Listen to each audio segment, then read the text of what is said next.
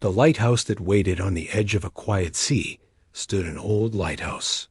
It had been there longer than anyone in the nearby village could remember. Its white paint had faded to pale gray, and the wind had carved thin lines into its stone walls. But every night, without fail, its light still turned slowly across the dark water. The strange thing was, no one had lived there for years. Or at least, that's what people believed. Elias was new to the village. He had arrived at the beginning of autumn, when the air smelled of salt and distant rain. He rented a small house overlooking the cliffs. From his bedroom window, he could see the lighthouse clearly. Every night at exactly midnight, the light flickered once, then began its slow rotation. The villagers told him not to worry about it. "It's automatic," they said. "It runs on its own." But Elias noticed something unusual. Some nights, just before the light turned on, he saw a shadow move across the top window, a shadow that looked very much like a person. One evening, unable to silence his curiosity, Elias took a lantern and followed the narrow path along the cliffs. The wind was stronger than usual. Waves crashed violently against the rocks below. The lighthouse door stood slightly open. That was impossible. He stepped inside. The air smelled of old wood and sea salt. The spiral staircase creaked beneath his feet as he climbed higher and higher. When he reached the top, the room was empty. The great lens stood still, silent. Dust covered the floor.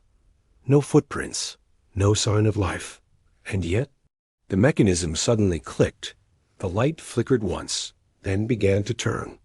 Elias froze. The machinery was old, far too old to work alone. It needed to be wound manually. Someone had to maintain it.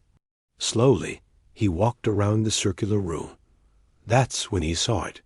A small wooden chair in the corner, and beside it, an old logbook. The last entry was dated 20 years ago. It read, "As long as the light shines, I will stay." No signature, just those words. The wind outside howled louder. The sea below roared like something alive. Elias felt a sudden shift in the air, not cold, not warm, just different. Then he heard it. A quiet voice, not from outside, not from the stairs, but from somewhere close. The sea remembers. Elias turned sharply. The room was still empty. His heart pounded.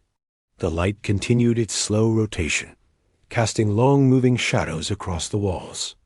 And for a brief second, in the reflection of the great glass lens, Elias saw the outline of a man standing beside him, tall, wearing an old keeper's coat, watching the horizon. The next morning, the villagers found Elias sitting quietly near the lighthouse door. He looked pale but calm. "Was anyone there?" they asked. Elias looked back at the tower. "Yes," he said softly, "but not the way you think." From that night forward, Elias became the new lighthouse keeper.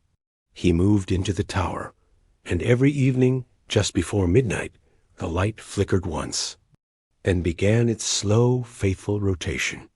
The villagers no longer saw shadows at the top window, because now someone truly stood there, watching the sea and perhaps keeping a promise that was never meant to end.